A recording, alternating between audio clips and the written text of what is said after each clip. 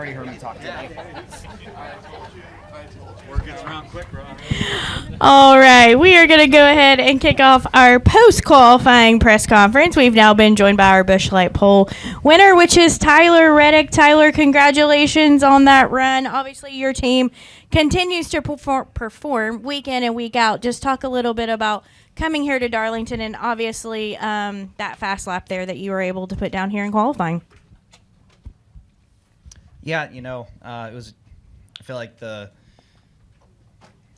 topic, the conversation kind of caught wind, if you will, 2 weeks ago or so, how tricky it was going to be coming into here with less downforce and more power. And yeah, it was super important to have good work back at airspeed on the simulator for what adjustments we needed to make for that. And I think we all were just a little, I don't know, honestly uncertain what it was going to look like in practice. And yeah, for us to, I don't know, we kind of caught the back of the field. They took a long time getting going. So when we were passing cars on one lap older tires, getting going there in practice, I knew we had to be pretty good. So yeah, it just seems like the handling really stays with our Xfinity Toyota Camry. And I knew qualifying was going to be really tough. And a lot of drivers were having trouble finding that edge, that limit in turn one, and nailed that pretty good. Felt really good about the lap going down the back straightaway. And I truly think I just kind of underdid it through the center of 3 and 4 and just felt like I had to get on the gas and get off the corner, and yeah, basically just ran it right in the wall. So looks like we're all good on the damage, but yeah, to be able to have that kind of a speed in practice and again in qualifying was awesome to see. That's what we wanted to come in here and do. We're typically pretty good on Saturdays here, and it really makes our Sundays a lot easier.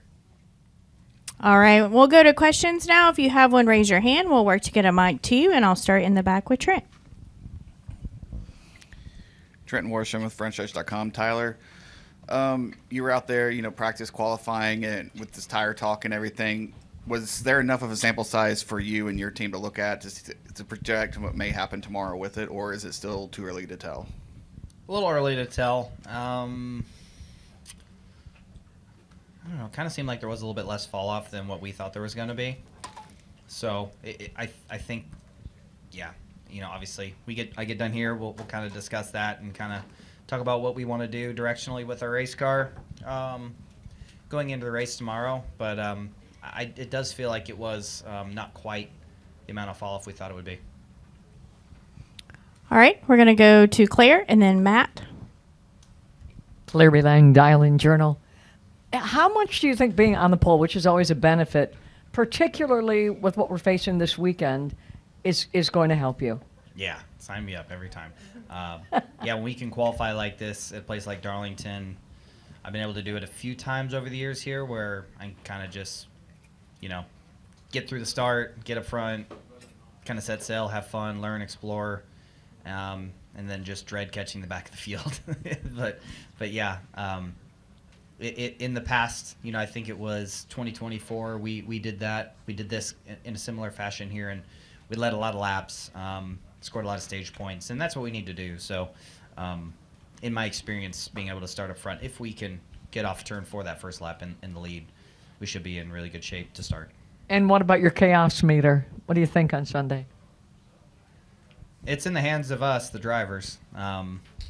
Yeah, it just with less overall grip and downforce in these cars, it's easier to make mistakes. I made one myself off of 4 on my qualifying lap. So yeah, you saw it in qualifying through 1 and 2 as well from others, but it is certainly harder to hit, harder to get right. Just I think some of it is just muscle memory for a lot of us. We've ran similar downforce levels at this track for a number of years, and you just have to kind of relearn where the new marks are going to be.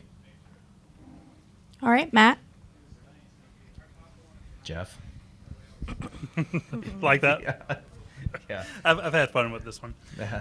Matt Weaver, motorsport.com. When I think back to the first year of this next-gen car at Darlington, I think of Eric and Denny. I thought Denny was faster, and Eric could kind of just move his car wherever he needed to hold Denny off. And as you remember who was right behind him? I do not. It was me. Okay. I was trying to get back ahead of him. But yeah. I'm glad because you can actually provide better context for this. As they've taken more grip away through the tire, it seems like that kind of racing is less and less prominent. I mean, guys are still trying to short pit and try to get track position that way. I'm curious, just purely from a mechanical execution standpoint, when they take this much grip away and the tire falls off this much, how does that change the track position, we can't pass kind of narrative when it comes to racing on Sunday?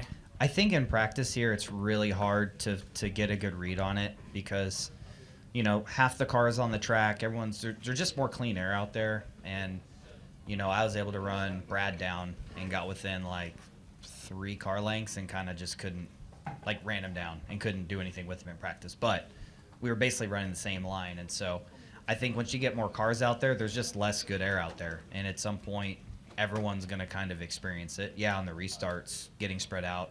After a restart, a lot of cars are in that. So I do think, the strategy piece is going to be really important. I think in some ways, based off of practice, like in moments throughout the race, like it could spread out a little bit more. But then when guys hit that light switch and go loose or go really tight, that's when you'll see guys really start to charge through the field or fall through the field. So I do feel like with the potential of the where that we thought coming into it and where it was today, that the team that can really nail down what the fall off is going to be in the race versus practice, I think is going to have a leg up on the rest of the field. Whoever can kind of figure out what that sweet spot's going to be, when to pit, is it time to stay out and go longer, that sort of thing.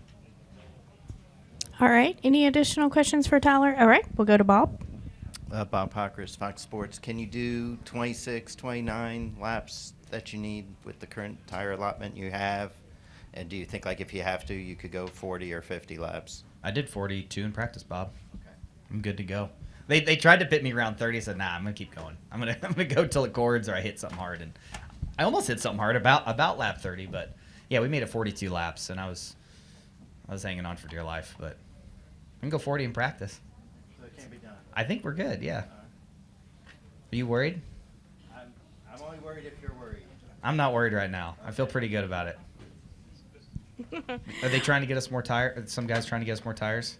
Before the weekend started, there certainly was a real Well, I mean, lobbying effort. yeah, like if we have cautions at the wrong time, we're going to run out of tires for sure. I mean, it's just the amount that we have, right? It'll kind of be like the Xfinity racing, right? If we kind of have 2 or 3 cautions quick back to back, it's going to put you in that spot, right? Where you're going to have to think about staying out or pitting, and that'll really flip the field up for sure.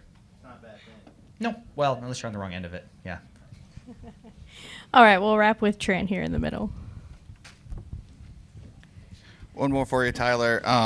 You mentioned, and I believe your response to Matt about being Jeff? in. You mean Jeff? I got you. About it being in your hands again and everything. Do you like that? Do you like that this race could be back in the driver's hands and versus how the racing has been? I mean, lately? it always has been, in my opinion. Yes, like, you can kind of early in runs get stuck behind somebody, but how you run the race, how you run, how you take care of your tires, it's totally in the driver's hands. I feel like no matter what kind of aero we have or don't have when we come to a place like this, just with how challenging it is to run the 2 corners, and just managing your stuff, I feel like it's always kind of been in the hands of the drivers. Well, I do think we'll kind of take a step up, but it always is really important here. All right. Any final questions? All right, Tyler. Congratulations again. Thanks.